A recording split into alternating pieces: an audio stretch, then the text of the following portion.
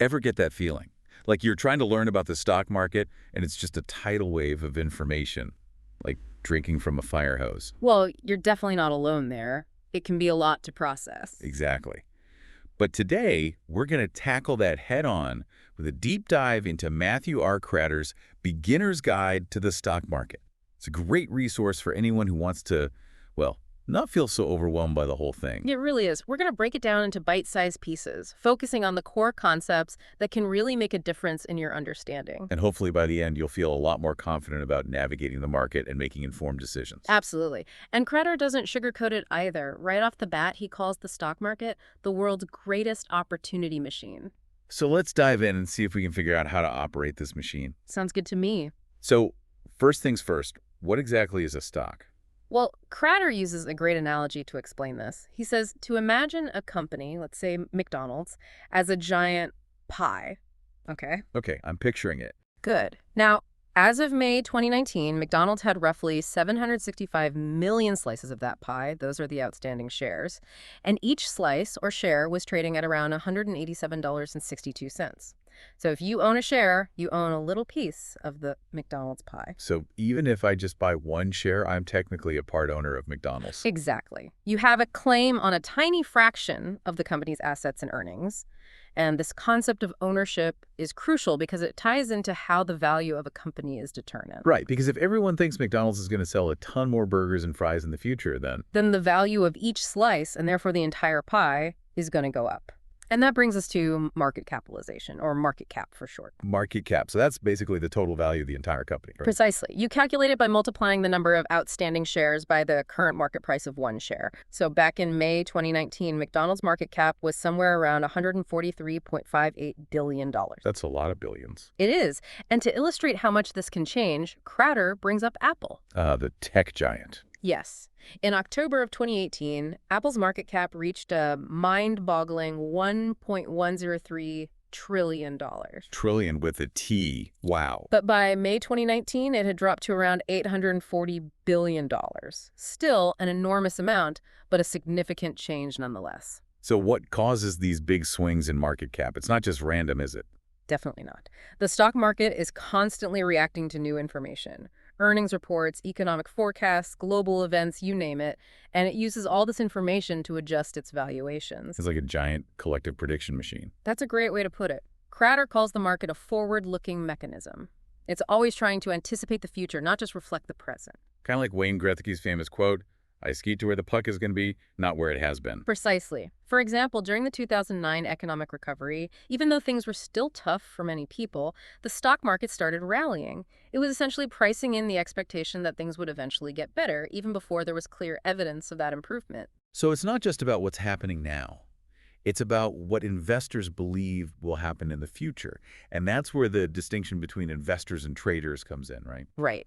Investors typically take a long-term perspective. They're looking to hold on to stocks for years, hoping to benefit from the company's long-term growth and performance. So they're playing the long game. Exactly.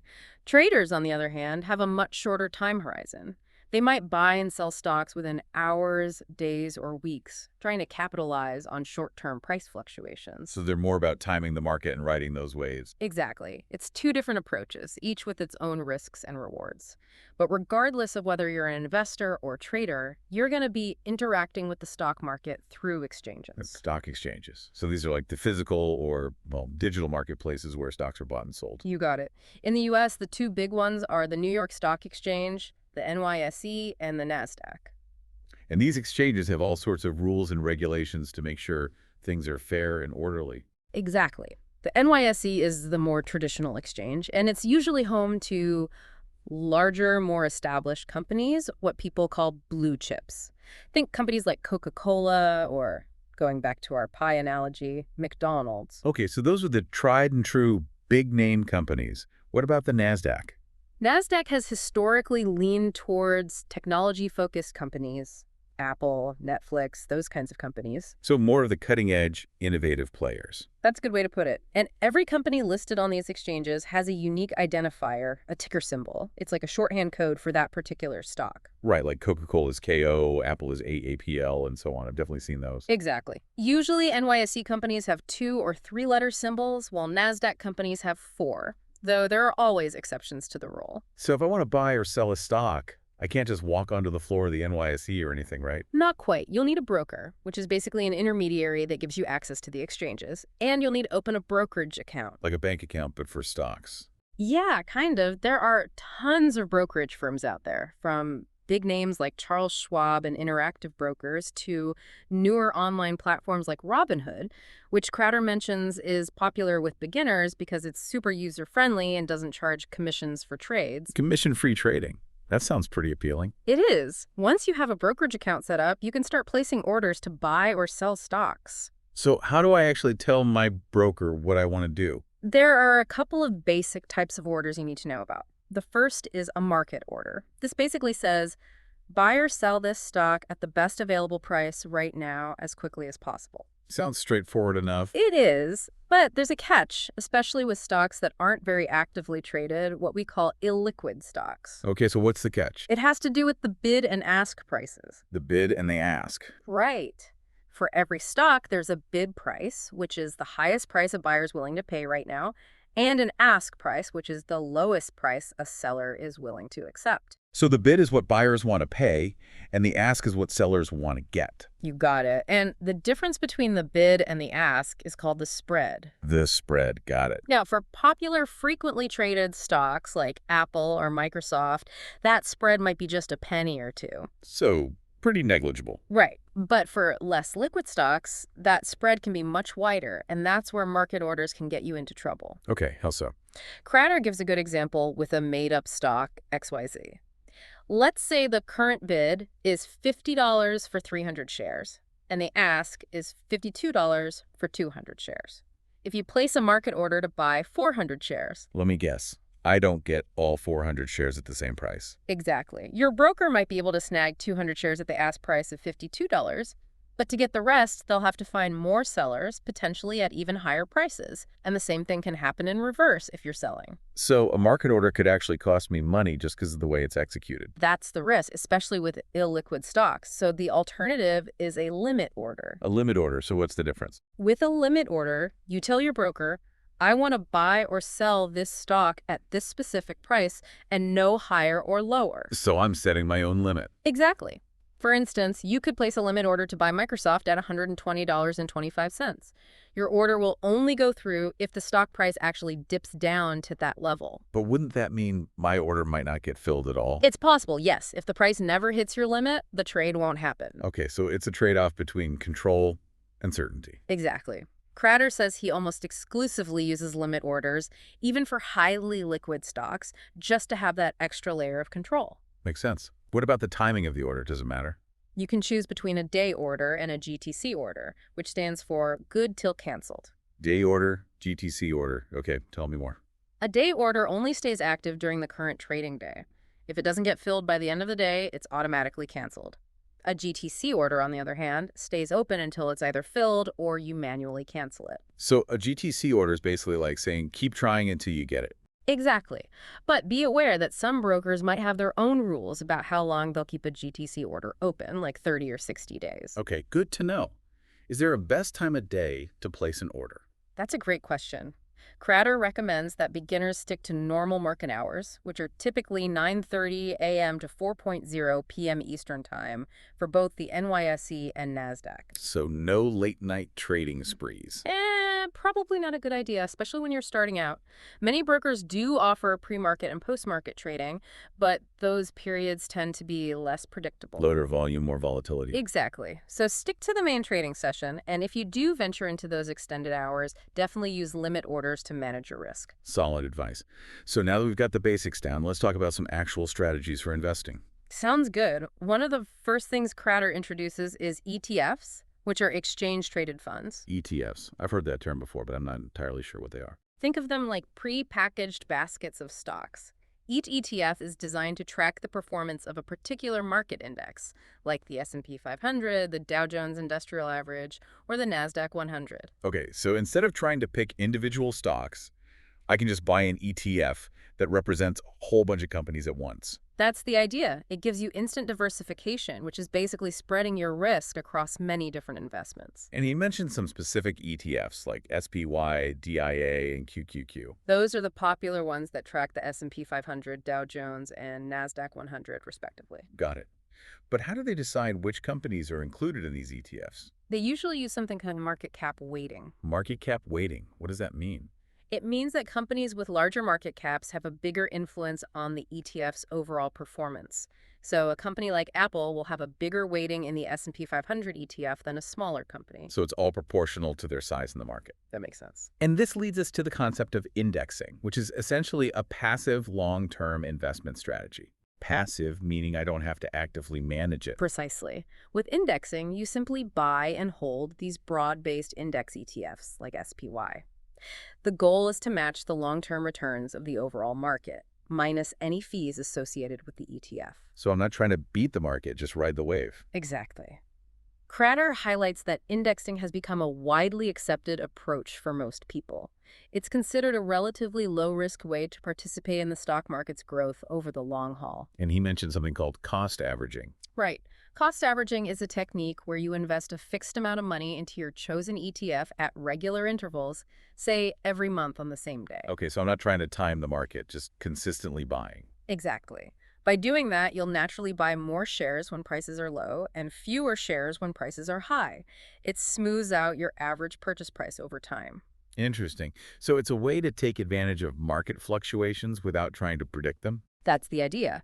It can also help reduce the risk of putting all your money in at once right before a market downturn.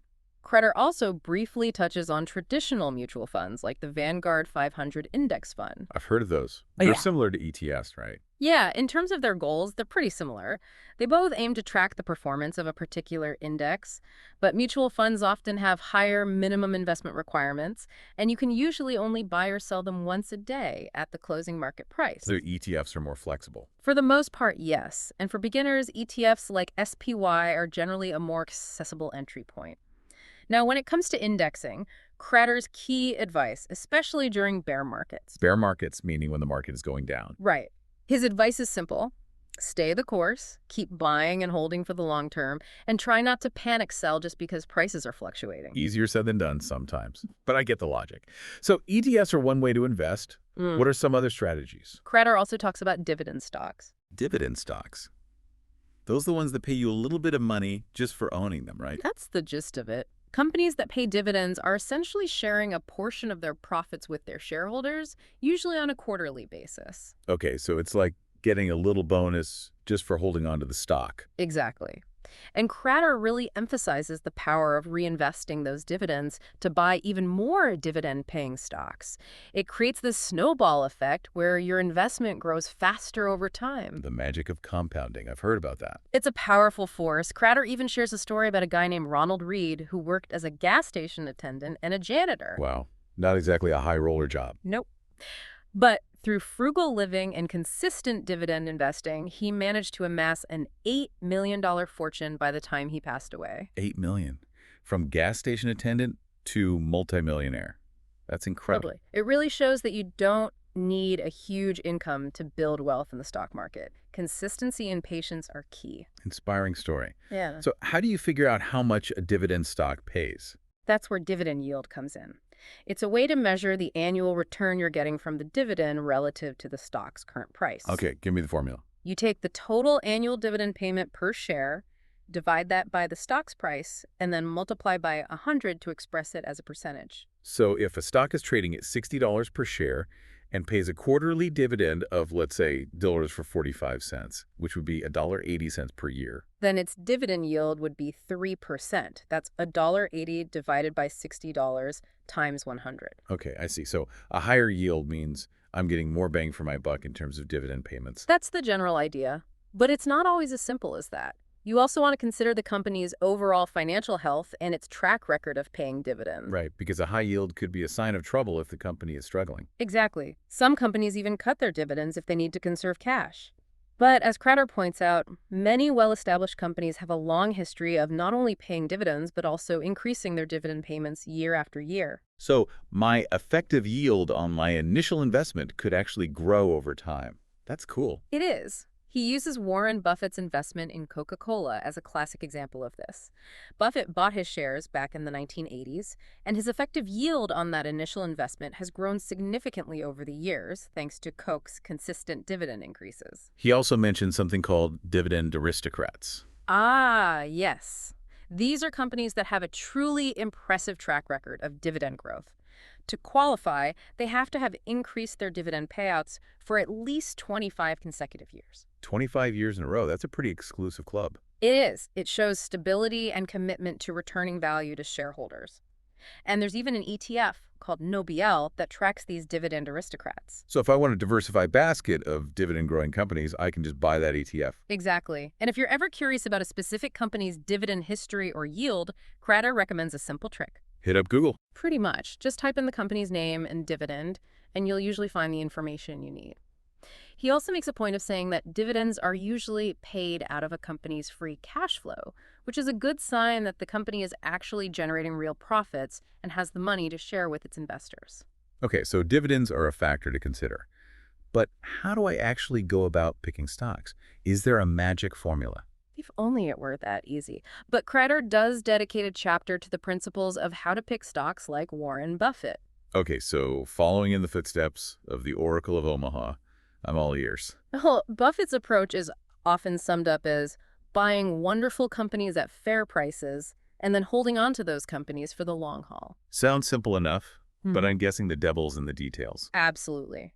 Identifying those wonderful companies and determining a fair price can be quite tricky. So how do we even begin to think like Buffett? Crater actually suggests a pretty straightforward way to gain insights into Buffett's thinking. Lay it on me. He recommends checking out Berkshire Hathaway's annual shareholder letter. Berkshire Hathaway, that's Buffett's company, right? Yes. And in that letter, he usually lists all the significant stocks that Berkshire Hathaway owns. For the 2018 letter, that list was on page 12. So I can essentially peek at Buffett's portfolio and see what he's buying. Exactly.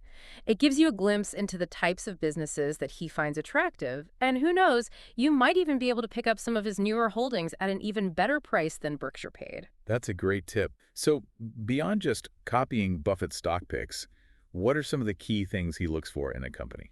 One crucial characteristic is pricing power. Pricing power. It refers to a company's ability to raise prices without losing too many customers. Think of companies like Apple or Coca-Cola. They have strong brands and products that people are willing to pay a premium for. So even if they bump up prices a bit, people will still buy their iPhones or their Coke. Exactly. That kind of pricing power gives them an edge in the market.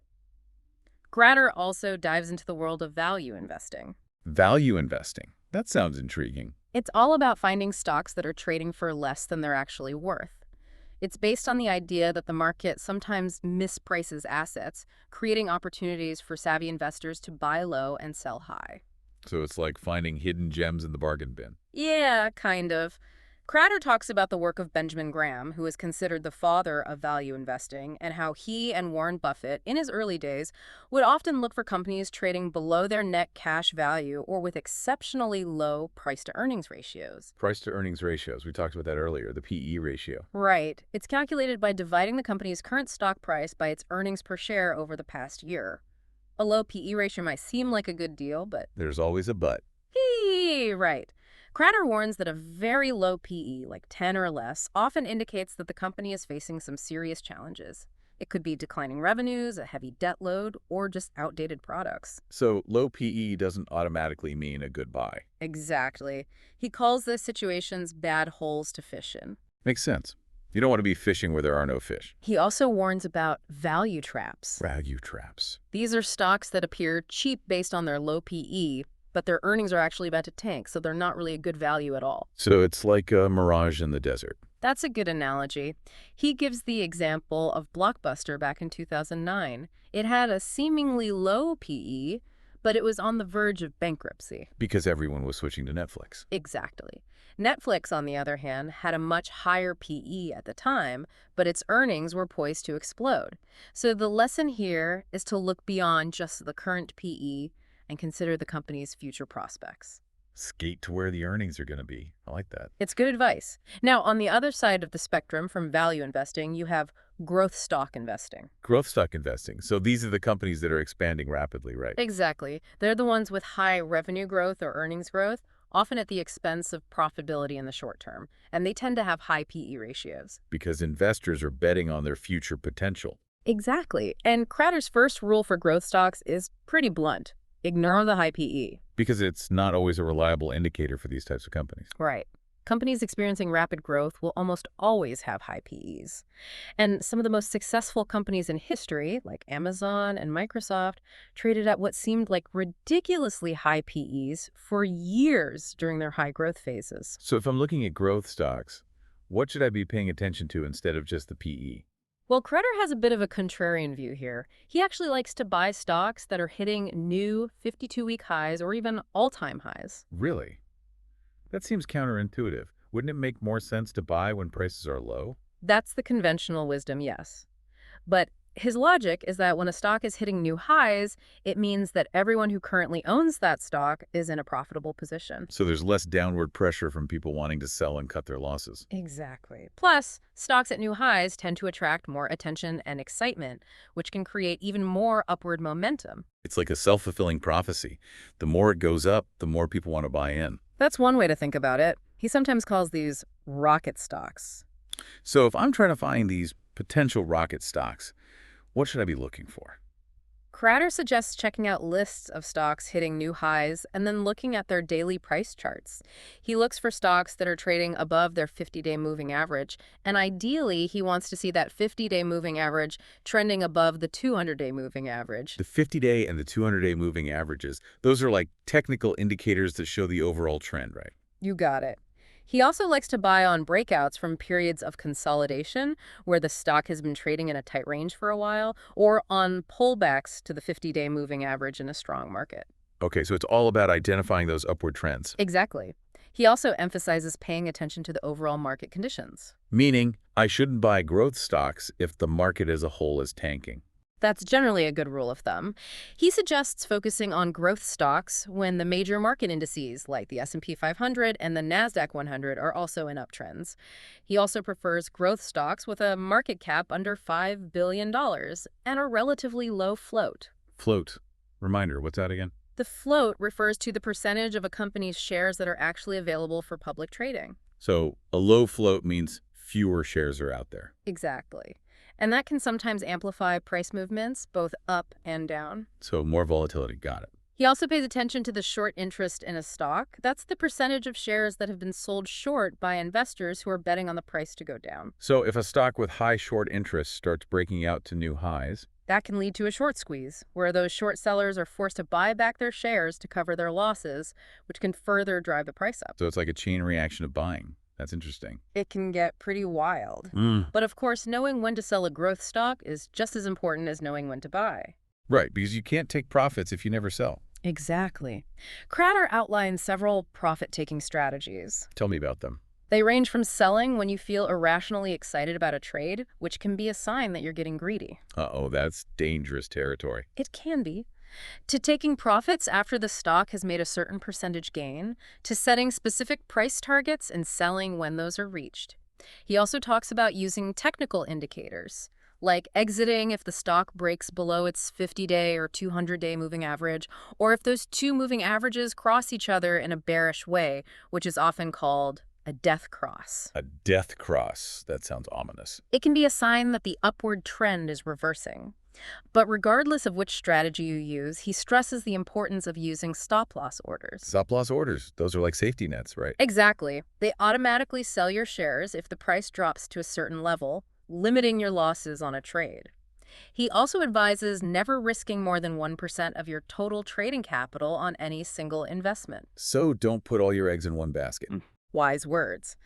Now, shifting gears a bit, Crater also covers IPOs or initial public offerings. IPOs. Those are the big splashy events where private companies go public, right? That's right. It's the first time a company's shares are offered to the public. And they often come with a lot of hype and media attention. Tons of it, which can lead to inflated expectations and volatile trading. So are IPOs a good investment?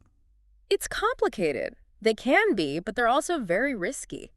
Crater explains that IPOs serve several purposes for companies. Such as? Well, it allows early investors, like the founders and venture capitalists who funded the company in its early stages, to cash out some of their holdings. So they can finally reap the rewards of their early investments. Exactly. It also allows the company to raise fresh capital to fund future growth.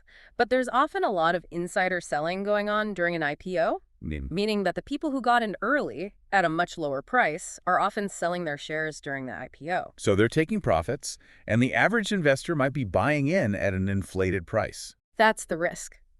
He also points out that many IPOs have a relatively small float, meaning that only a small percentage of the company's total shares are actually available for trading right after the IPO.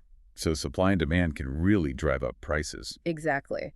We saw this with companies like Lyft and PagerDuty. Their IPOs were very volatile because of the limited float. So how should I approach IPOs if I'm interested in investing? Crater outlines two main approaches. The first is as a long-term investor, like someone who bought shares of Amazon or Microsoft back when they went public and held on to them for decades. And made a killing in the process. Right. But he cautions that those are the exceptions, not the rule. Most IPOs don't turn into those multi-bagger success stories, and many even end up going bankrupt. Plus, companies are staying private for much longer nowadays, so a lot of their high growth phase might already be over by the time they go public. So the early bird might not get the worm in this case. Sometimes not. The second approach is more trading-oriented. So trying to capitalize on the short-term volatility. Exactly. He suggests looking for IPOs that aren't generating too much hype and focusing on the overall market conditions. He also describes a strategy of waiting for the stock to establish a trading range in its first few days, and then looking for a breakout from that range with increasing volume. So kind of riding the momentum wave. Right. But he strongly emphasizes using stop-loss orders to limit losses, and he warns about the IPO lockup period. Lockup period. It's a time frame after the IPO during which insiders are restricted from selling their shares. So when that lockup period expires. There could be a lot of selling pressure as those insiders cash out, which could drive the price down. Got it. So IPOs are a mixed bag. High potential, but also high risk. Exactly. Proceed with caution. Now, Crater also covers a strategy for when you think a stock might not move much in either direction. Okay, that sounds interesting. Tell me more. He calls it how to profit from a stock that is going nowhere, and the strategy involves selling covered calls. Covered calls. That sounds complicated. It can be, but let me try to explain it simply. Imagine you own 100 shares of a stock that you think is going to stay within a fairly narrow price range for the next few months. You don't expect it to skyrocket, but you also don't think it's going to plummet. Okay, so I'm basically neutral on the stock's direction. Right. With a covered call, you sell a call option on those 100 shares. A call option. What's that? It's a contract that gives the buyer the right, but not the obligation, to buy your 100 shares at a specific price called